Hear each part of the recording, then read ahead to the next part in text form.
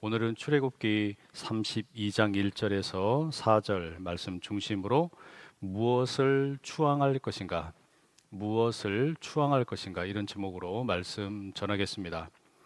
어떤 사람이 충청도 마을에 처음 방문을 했습니다.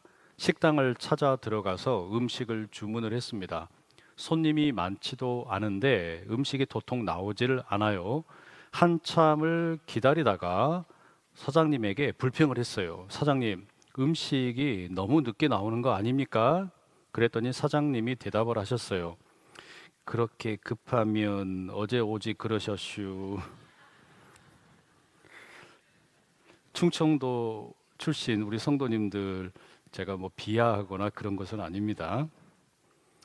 여러분, 기다린다라고 하는 것은 쉬운 일이 아닌 것 같아요. 느리면 답답하고 또 불확실하면 불안합니다. 신앙생활을 하는 성도들도 마찬가지입니다. 이게 지금 잘 되고 있는 걸까? 내가 기도하는 것을 하나님께서 듣고 계시는가? 우리가 그런 생각이 들 때가 꽤 많아요. 기다림은 우리의 신앙을 정직하게 드러내는 그런 시간입니다. 오늘 함께 읽은 이 출애굽기 32장의 말씀도 기다림과 관련이 있어요. 이 본문을 자세히 살피기 전에 앞선 이야기들이 어떤 것이었는지 잠시 요약을 좀 해보면요. 출애굽기는 이스라엘의 일종의 해방 일지입니다. 그 여정이 쉬운 게 하나도 없었습니다. 10가지의 재앙, 그리고 홍해를 건너기까지 매 순간 이 손바닥에 이 땀이 나는 사건의 연속이었습니다. 우여곡절 끝에 이스라엘이 시내산에 도착을 했습니다. 그리고 그곳에서 아주 급박하게 흐르던 이 시간이 천천히 느려집니다. 하나님께서는 시내산에서 이스라엘에게 율법을 주셨고 짐승의 피로 양자가 언약을 비준하였습니다. 이스라엘은 하나님의 백성이 되고 하나님은 이스라엘의 하나님이 된다라고 하는 상호 간의 약속의 시간을 가졌어요. 그와 같은 비준의 다짐을 마친 이후에 하나님께서 다시 모세를 시내산으로 부르셨습니다. 출애굽기 24장 12절인데요. 여호와께서 모세에게 이르시되 너는 산에 올라 내게로 와서 거기 있으라. 네가 그들을 가르치도록 내가 율법과 계명을 친히 기록한 돌판을 네게 주리라. 하나님과 이스라엘이 상호 간에 약속한 내용, 그 언약의 내용을 하나님이 친히 돌판에 새겨서 주시겠다는 겁니다. 이를테면 혼인 서약서와 같은 증서라고도 할 수 있습니다. 그렇게 모세는 시내산에서 40일 동안 머물렀고 하나님께서는 그에게 몇 가지를 추가로 말씀하셨습니다.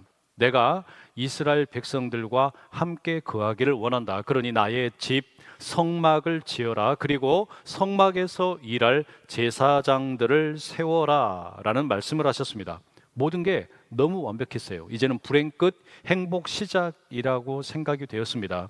하나님께서 이스라엘과 함께 거하시면서 복을 주시는 이를테면 새로운 에덴 동산이 이제 곧 시작되는 것만 같았습니다. 그런데 바로 그때 시내산 아래에서 이상한 일이 벌어졌습니다. 모세가 하나님의 부르심을 받고 시내산에 올라간 뒤에 40일 동안 머무르다 보니까 백성들의 마음이 조급해집니다. 기다림에 지치게 되고 불안해졌습니다. 오늘 본문은 바로 거기에서 시작을 합니다. 출애굽기 32장 이렇게 시작하죠. 함께 읽어볼게요. 시작. 백성이 모세가 산에서 내려오미 더딤을 보고 모여 백성이 아론에게 이르러 말하되 일어나라 우리를 위하여 우리를 인도할 신을 만들라. 이 모세 곧 우리를 애굽 땅에서 인도하여 낸 사람은 어찌 되었는지 알지 못함이니라. 모세가 산에서 내려오지 않으니까 하루 이틀도 아니고 열흘도 아니고 40일 동안 모세가 내려오지 않으니까 이스라엘 백성들이 동요합니다. 모세가 혹시 죽은 건 아닐까? 이제 누가 우리를 인도할 건가? 마냥 기다릴 수는 없다. 우리를 인도할 신을 만들자. 한편으론 이스라엘의 이와 같은 반응이 전혀 이해가 안 되는 것은 아닙니다. 40일 동안 기다리다가 지친 거죠. 우리가 흔히 부르는 땡벌이라는 노래도 그렇게 하지 않습니까? 난 이제 지쳤어요 땡벌. 기다리다 지쳤어요 땡벌. 그러잖아요. 여러분, 그럼에도 불구하고 이스라엘의 이와 같은 선택은 참 많이 아쉽습니다. 하나님이 지금껏 얼마나 놀라운 기적들을 많이 보여주셨습니까? 심지어 얼마 전에는 하나님과 이스라엘 사이에 이 시내 산에서 언약을 맺었단 말이에요. 일종의 결혼식을 했습니다. 그런데 불과 며칠 지났다고, 불과 얼마나 지났다고 이렇게 하나님을 배신할 수 있냐는 말이죠. 그 하나님의 침묵 가운데 두려움을 느끼고 불확실성이 조급함이 되었고, 그 조급함이 신앙을 무너뜨리는 겁니다. 그들의 마음이 서서히 통제의 욕망으로 향하고 있습니다. 출애굽기 32장 1절을 제가 다시 한번 읽어드릴게요. 백성이 모세가 산에서 내려옴이 더딤을 보고 모여 백성이 아론에게 이르러 말하되 일어나라, 우리를 위하여 우리를 인도할 신을 만들라. 이 모세 곧 우리를 애굽 땅에서 인도하여 낸 사람은 어찌 되었는지 알지 못함이니라.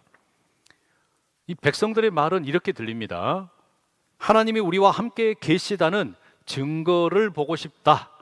눈에 보이지 않는 하나님이 아니라 손에 잡히는 신, 확실하게 느낄 수 있는 신을 원한다라는 겁니다.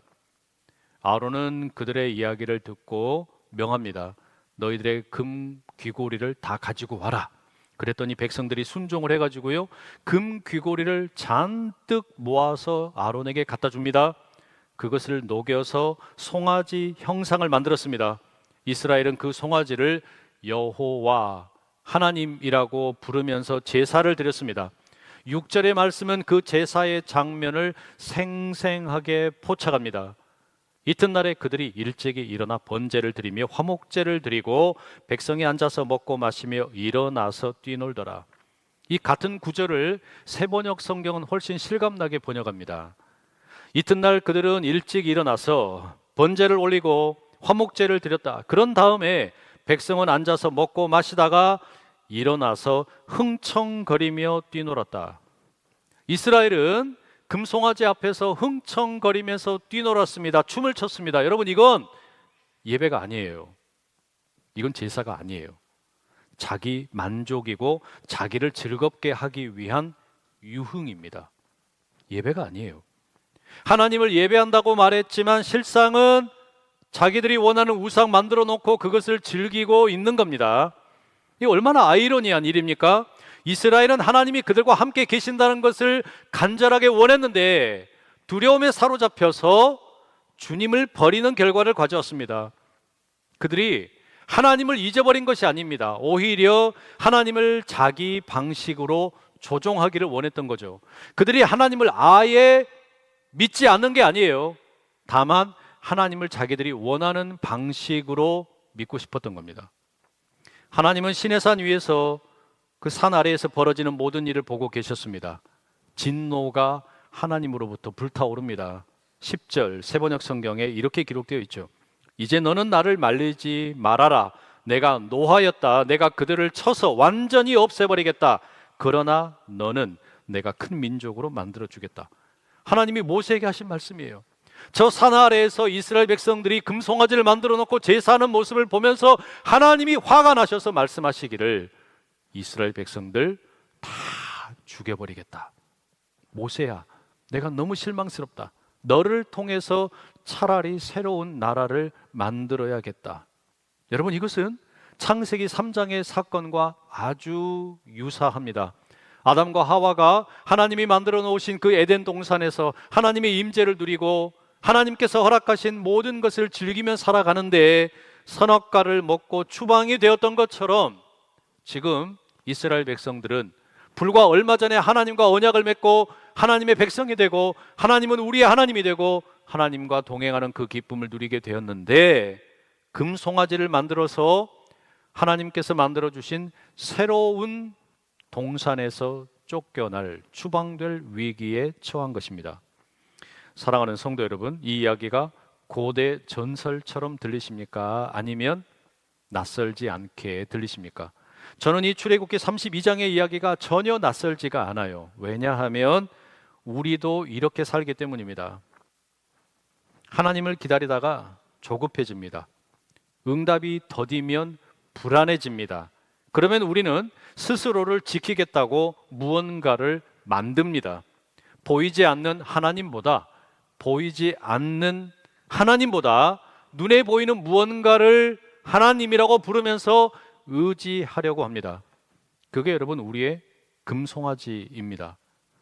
누군가에게는 그게 성공이고, 누군가에게는 그게 자녀입니다. 누군가에게는 그게 사업장이고, 누군가에게는 그게 재물이고, 누군가에게는 명예이고, 누군가에게는 경건한 이미지가 될 수도 있습니다. 금송아지를 만들어 놓고 우리는 그 앞에서 춤을 춥니다. 흥청거리면서 춤을 추며 뛰놉니다. 이것만 있으면 괜찮다. 이것만 있으면 나는 아무 문제 없다. 그런데 여러분, 왜 그럴까요? 그 만들어 놓은 우상 앞에서 춤을 추면 출수록 우리는 이상하게 공허함에 빠집니다. 왜냐하면 우리는 본래 우상 앞에 춤을 춰야 될 존재가 아니라 하나님의 신비의 가장자리에서 춤을 춰야 하는 인생이기 때문입니다. 우리는 하나님의 신비의 가장자리에서 춤을 추도록 지음받은 존재입니다. 사무엘하 6장에 보면 다윗이 춤을 춥니다. 예루살렘으로 돌아오는 하나님의 언약궤를 보면서 너무 감격해하며 춤을 춥니다. 왕이라고 하는 신분을 잊어버리고 채통도 지키지 못하고 너무나 감격스러워서 하나님의 임재 앞에 춤을 춥니다. 참된 예배자는 하나님의 신비의 가장자리에서 춤을 추는 자입니다. 그런데 우리는 반대로 춤을 추는 경우가 참 많아요. 내 뜻대로 되지 않는다는 기다림에 지쳐서 미래에 대한 두려움에 사로잡혀서 주님의 신비 대신에 가시적인 안정감을 선택할 때 우리의 신앙은 어느샌가 우상 숭배로 변질됩니다. 자기가 만든 우상을 하나님이라고 우기면서 그 주변에서 신나게 흥청망청 춤을 춥니다. 하나님 앞에서는 체면을 차리느라 자기 감정을 표현할 줄도 모릅니다. 하나님 앞에서는 점잔을 빼고 감정을 숨기고 가만히 있습니다. 그런데 오히려 우상 앞에서는 모든 감정을 표출하면서 춤을 춥니다. 이게 참 아이러니 아닙니까? 이게 여러분 인간의 내면에서 계속 반복되는 영적인 패턴입니다. 두려움이 통제의 욕구를 불러오고 통제의 욕구가 우상을 만들고 그 우상 앞에서 춤을 춰요. 그게 인간의 본성입니다. 모세는 산 위에서 하나님이 말씀하시는 걸 들었습니다. 지금 산 아래에서 어떤 일이 벌어지고 있는지는 모르지만 우상을 만들고 춤을 추고 있는 이스라엘 백성들을 내가 진멸하겠다. 너를 통해 새로운 나라를 만들겠다. 모세는 그것을 그렇게 하십시오 라고 답할 수가 없었어요. 그래서 중보 기도를 드립니다. 12절 어찌하여 애굽 사람들이 이르기를 여호와가 자기의 백성을 산에서 죽이고 지면에서 진멸하려는 악한 의도로 인도해 내었다고 말하게 하시려 하나이까. 주의 맹렬한 노를 그치시고 뜻을 돌이키사 주의 백성에게 이 화를 내리지 마옵소서. 이게 무슨 간구예요? 이집트 사람들이 하나님의 이름을, 하나님의 명예를 욕되게 하지 않게 하옵소서라는 간구입니다. 그리고 덧붙입니다. 하나님, 아브라함과 이삭과 야곱과 맺으셨던 언약을 기억해 주십시오. 저 산 아래에 있는 이스라엘 백성들은 우둔하지만 하나님께서는 아브라함과 이삭과 야곱과 언약을 맺지 않으셨습니까? 결국에 모세는 중보 기도하면서 두 가지 호소하는 겁니다. 하나는 하나님의 명예, 또 하나는 하나님의 약속입니다. 그 결과 하나님께서 진노를 거두셨어요. 우리의 기도가 세상을 바꿀 수 있습니다. 우리의 기도가 하나님의 계획마저 바꾸는 능력이 있어요. 그런데 모세가 시내산에서 내려와 실제로 금송아지를 보는 순간 이제는 모세가 분노합니다. 하나님께서 직접 새겨주신 이 두 개의 돌판을 들고 시내산 아래로 내려왔더니 금송아지 주변에 이스라엘 백성들이 곤드레만드레 술에 취해서 춤을 추고 있는 겁니다. 돌판을 사정없이 던져서 깨뜨려 버렸어요. 언약은 깨졌다. 하나님과 이스라엘 너희들 사이에 언약은 깨졌다. 상징적으로 보여주는 모습입니다. 모세는 금송아지를 완전히 잘게 부수어서 가루로 만들어가지고 이스라엘 백성들에게 강제로 다 마시게 했습니다. 뭡니까? 이게 너희가 믿었던 신의 실체다. 너희들이 믿었던 신은 이 금가루다. 그리고 외칩니다. 누구든지 여호와의 편에 있는 자는 내게로 나오라.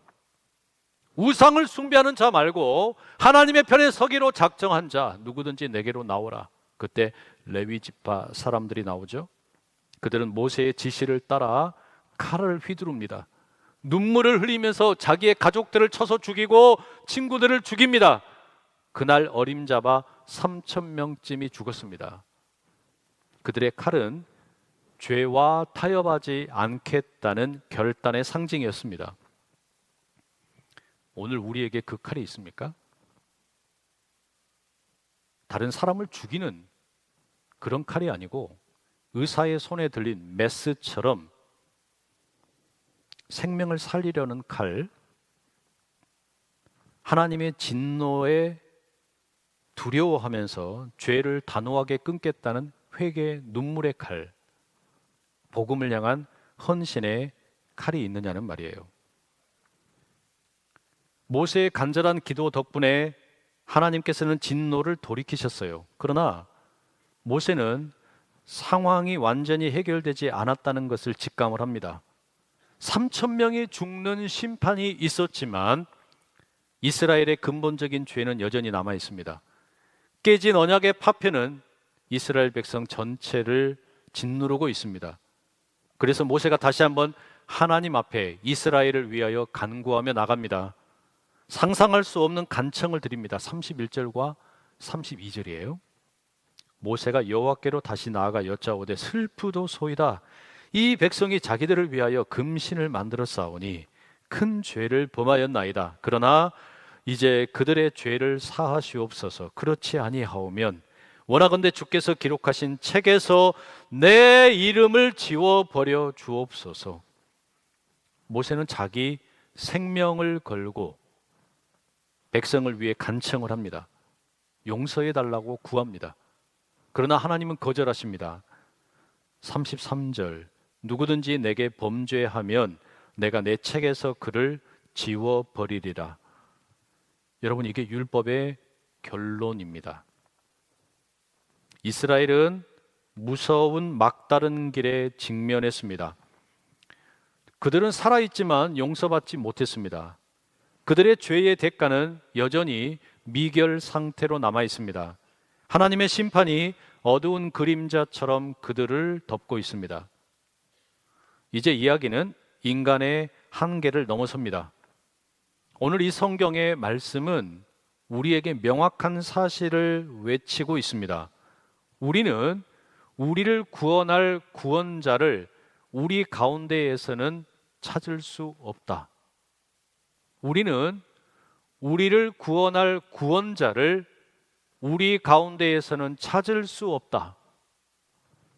우리가 가장 사랑하는 어떤 정치 지도자이든 우리 대한민국을 잘 먹고 잘 살게 만들어준 뛰어난 지도자이든 경제 지도자이든 이웃을 위해서 최선을 다해서 헌신을 한 착한 성도이든 그 누구도 저와 여러분의 죄를 해결할 수는 없다라는 가르침입니다. 그런데 이게 끝이 아니에요. 이 비극적인 선언 뒤에 복음이 시작이 됩니다. 모세가 실패했지만 하나님이 그렇다고 이스라엘을 포기하지 않으십니다. 주님은 모세가 할 수 없었던 일을 대신할 중보자를 준비하고 계십니다. 아무리 위대한 중보자라도 죄인을 대신할 수는 없습니다. 그런데 하나님께서는 모세가 하지 못한 일을 하실 한 분의 참된 중보자 예수 그리스도를 준비하고 계셨습니다. 모세는 자기 이름이 지워지기를 원했지만 거절당했습니다. 그러나 예수님은 실제로 하나님의 책에서 지워지는 저주를 짊어지셨습니다. 그리고 그분의 십자가로 인해서 우리의 이름이 생명책에 영원히 기록되었습니다. 이스라엘의 이야기는 곧 우리의 이야기입니다. 우리는 기다림이 길어질 때 불안함을 느끼고 두려움에 사로잡히게 되고 통제를 선택을 합니다. 그래서 우리의 금송아지를 만듭니다. 그러나 거짓 신들은 우리를 절대로 구원할 수가 없어요. 무엇을 붙들고 있든지 여러분이 붙들고 있는 것은 여러분을 구원할 수가 없어요. 돈이 되었든 장수에 대한 꿈이 되었든 자식의 출세가 되었든 그 어떤 것도 여러분을 구원할 수는 없습니다. 두려움을 이기는 길은 딱 하나밖에 없습니다. 우리 인생의 두려움을 이길 수 있는 단 하나의 길은 더 큰 경외감을 갖는 겁니다. 시편의 34편은 7절에서 9절에 우리에게 이렇게 외칩니다. 여호와의 천사가 주를 경외하는 자를 둘러 진치고 그들을 건지시는도다. 너희는 여호와의 선하심을 맛보아 알지어다. 그에게 피하는 자는 복이 있도다. 너희 성도들아 여호와를 경외하라. 그를 경외하는 자에게는 부족함이 없도다. 하나님을 경외한다라고 하는 것은 단지 무서워한다라는 의미가 아닙니다. 그분을 사랑하고 신뢰하고 그분의 주권과 선하심에 자신의 인생을 맡긴다는 의미입니다. 하나님을 경외하게 될 때 우리 안에 있는 두려움은 힘을 잃습니다. 우리의 모든 두려움과 통제와 우상 숭배의 죄를 이미 해결하신 분이 계시기 때문입니다. 모세가 대속할 수 없는 우리의 죄를 예수 그리스도께서 십자가에서 완전히 대속하셨습니다. 하나님의 책에서 지워지는 저주를 친히 짊어지셨고 그분을 믿는 우리에게 생명책에 영원히 기록되는 복을 허락해 주셨습니다. 여러분, 이게 복음입니다. 그래서 사도행전의 16장에서 사도 바울이 이렇게 말하죠. 주 예수를 믿어라. 그리하면 너와 네 온 집이 구원을 받으리라. 참된 중보자 되시는 예수 그리스도를 믿으실 수 있기를 축복합니다. 바로 그때 여러분 자신과 여러분의 가정이 온전한 구원을 얻게 될 겁니다. 그때 여러분, 우리는 더 이상 금송아지를 만들어 놓고 금송아지 주변에서 춤을 출 필요가 없습니다. 이제 우리의 삶은 십자가의 대속을 통해 온전한 자유를 누리게 되었기 때문입니다. 우리의 죄는 이미 용서받았고 우리의 미래는 선하신 하나님 아버지의 손 안에 있으면서 우리를 향하신 그분의 계획은 실패하지 않을 것이기 때문입니다. 몇 년 전에 방영되었던 나의 해방일지라는 드라마가 있습니다. 그 드라마에 도망자로 숨어 살면서 매일 소주를 두 병씩 마시는 알코올 중독자 남자 구씨라는 인물과 옛 남자친구에게 사기를 당해서 빚 독촉을 받는 여자 연미정이라는 인물이 등장합니다. 이 둘이 서로 사귀게 되는데 그 계기가 이렇습니다. 연미정이 말합니다. 나를 추앙해요. 난 한 번도 채워진 적이 없어. 그러니까 날 추앙해요. 가득 채워지게. 겨울이 오면 살아있는 건 아무것도 없어요. 그렇게 앉아서 보고 있을 것도 없어요. 낮부터 술을 마시면서 쓰레기 같은 기분 견디는 것 지옥 같을 거예요. 당신은 어떤 일이든 해야 돼요. 난 한 번은 채워지고 싶어. 그러니까 나를 추앙해요. 사랑으로는 안 돼. 추앙해요. 남자 구씨가 대답합니다. 우리가 추앙하면 우리가 달라질까? 겨울이 지나고 봄이 오면 정말로 새로운 사람이 될 수 있을까? 추앙이란 높이 받들어 우러러 본다는 뜻입니다. 그들은 서로를 추앙하면서 서로를 높이 받들어 우러러 봄으로 각자의 두려움을 이기려고 했습니다. 그것으로 인생의 근본적인 불안을 극복해 보려고 했어요. 안타깝게도 서로를 추앙하는 것으로는 두려움도 불안함도 해결되지가 않았습니다. 사랑하는 성도 여러분, 그래서 우리는 하나님을 추앙해야 합니다. 예수님을 추앙해야 합니다. 그게 바로 경외입니다. 그분을 추앙할 때 우리의 내면의 작은 두려움들과 불안들과 걱정들이 힘을 잃게 됩니다. 그분을 높이게 될 때 우리 안에 있는 통제의 욕구가 내려놓아지게 됩니다. 그분을 경외하게 될 때 우리의 영혼이 자유를 얻게 됩니다. 두려움은 우리를 통제하게 하지만 경외는 우리를 자유케 합니다. 그래서 여러분, 많은 분들이 신앙의 세계로 깊이 들어가면 들어갈수록 뭐라고 말합니까? 나 자유 얻었다. 너 자유 얻었다. 우리 자유 얻었다. 고백하지 않습니까? 시편의 23편의 다윗이 이렇게 고백합니다. 여호와는 나의 목자시니 내게 부족함이 없으리로다. 여호와 하나님을 추앙했더니 그분이 나의 목자가 되시고 내게 부족함이 없다. 나는 충만해졌다. 나는 가득 채워졌다. 이런 고백하는 거 아니겠어요? 그리고 같은 시편의 마지막 구절에 이렇게 고백합니다. 내 평생의 선하심과 인자하심이 반드시 나를 따르리니 내가 여호와의 집에 영원히 살리로다. 나의 평생에 나의 추앙을 받으실 하나님의 선하심과 인자하심이 나를 따라다닐 것이기에 나는 다른 데 말고 하나님의 집에 영원히 거하기를 원합니다. 하나님을 추앙하십시오. 예수님을 추앙하십시오. 바로 그때 여러분의 심령 속에 있는 두려움이 되었든 불안함이 되었든 걱정이 되었든 그 모든 것들이 힘을 잃어버리게 되고 우리의 삶 가운데 참된 안식과 자유 그리고 겨울을 지나 새로운 봄이 찾아올 줄로 믿습니다. 잠시 눈을 한번 감아 보십시오. 주님 앞에 우리의 두려움과 우리가 만들어 두었던 금송아지를 내려놓으실 수 있기를 간절히 축복합니다. 기도하겠습니다. 사랑하는 주님, 기다림이 길어질 때 두려움에 사로잡히지 않게 하옵소서. 우리가 통제하려는 마음을 내려놓고 주님을 신뢰하며 경외하게 하옵소서. 우리 안에 금송아지를 무너뜨리시고 예수 그리스도의 은혜 안에서 참된 자유와 평안을 누리게 하옵소서. 예수님의 이름으로 기도드립니다. 아멘.